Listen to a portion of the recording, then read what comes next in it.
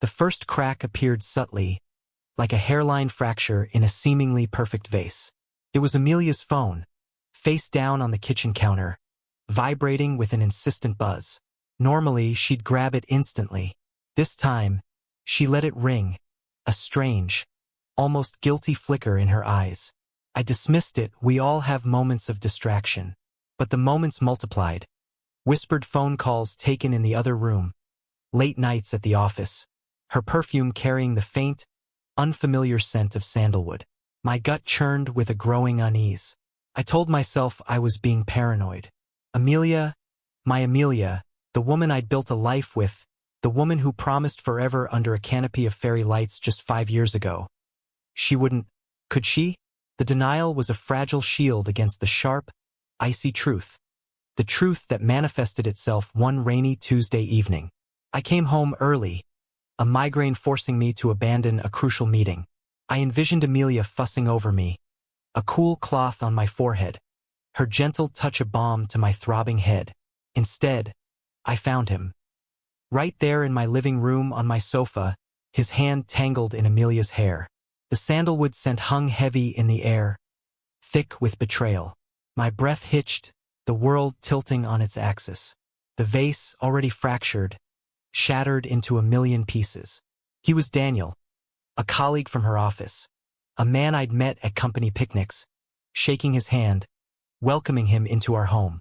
The image of his smug, self-satisfied smile seared itself into my memory. Amelia, caught in the spotlight of my arrival, looked like a deer in headlights, her face a mask of shock and terror. My initial reaction was a primal roar.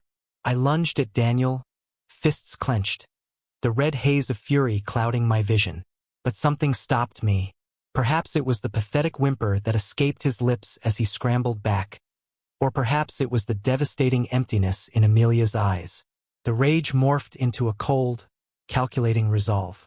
I backed away, my voice eerily calm. "Get out." Daniel, scrambling to his feet, fumbled with his clothes, throwing panicked glances at Amelia. She remained frozen, her silence a deafening confession. I said, "Get out." I repeated, my voice laced with steel.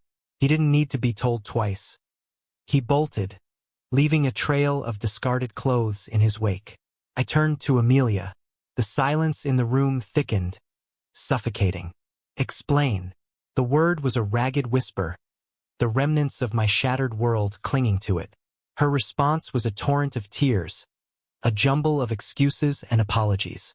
It was the classic script of a cheating spouse, unhappiness, neglect, a search for something more. I listened, my heart a cold, hard stone in my chest. The Amelia I knew, the woman I loved, was gone, replaced by a stranger shrouded in deceit. The next few weeks were a blur of lawyers, paperwork, and the hollow echo of our empty house. I moved out, unable to bear the weight of her betrayal within those walls. I focused on work, pouring all my energy into my career, a welcome distraction from the gnawing pain. But the thought of them, of their stolen moments in my home, festered like a poison. I craved more than just walking away. I wanted them to feel the devastation they had wrought, the same gut-wrenching emptiness that consumed me. My opportunity came sooner than expected. Amelia's company held its annual gala, a lavish affair at a downtown hotel. I wasn't invited, obviously, but I had an invitation of my own, a +1 from a sympathetic colleague.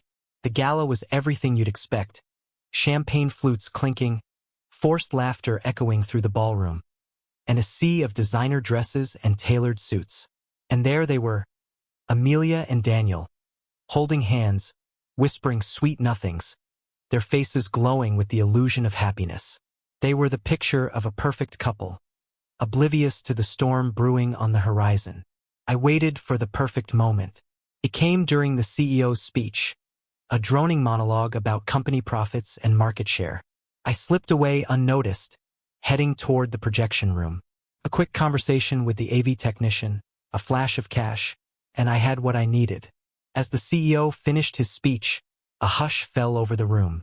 Then the large screen behind him flickered to life. It wasn't the company logo as expected. Instead, it was a slideshow. Pictures. Pictures of Amelia and Daniel.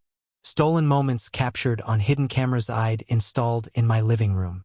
Their secret rendezvous. Their whispered promises. Their illicit embraces. All splashed across the screen for everyone to see. The silence in the room was deafening. Then, it erupted into a cacophony of gasps and whispers.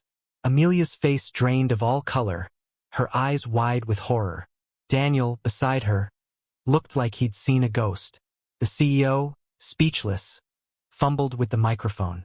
The slideshow continued, each image a hammer blow to their carefully constructed facade. The final image was a close-up of their intertwined hands. The same hands that had violated my home, my trust, my life. Beneath the image, a single caption, her escape. I watched from the back of the room, a grim satisfaction settling in my chest. The whispers intensified, turning into pointed stares, then outright condemnation. Amelia's colleagues, her friends, even her boss, all turned their backs on her. Their expressions a mixture of disgust and pity. Daniel, his face a mask of shame, tried to melt into the crowd, but it was no use. He was branded just as she was. Their world, so carefully built on lies and deceit, crumbled around them. The whispers followed them as they fled the ballroom. A pariah couple, banished from their carefully curated paradise. I didn't stay to watch the aftermath. I slipped out of the hotel, the cool night air a welcome balm on my skin. The pain wasn't gone, not entirely, but something had shifted.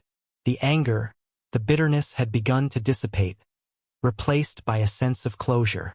Their downfall wouldn't erase the hurt, but it was a start. It was a reminder that sometimes, the truth has a way of revealing itself, no matter how deeply it's buried. And sometimes justice, however unconventional, can be surprisingly satisfying. My life would never be the same, but as I walked away from the wreckage of their lies, I felt a flicker of hope. The vase was shattered, but the pieces, however broken, were still mine, and I would, in time, find a way to piece them back together, to create something new, something stronger, something entirely my own.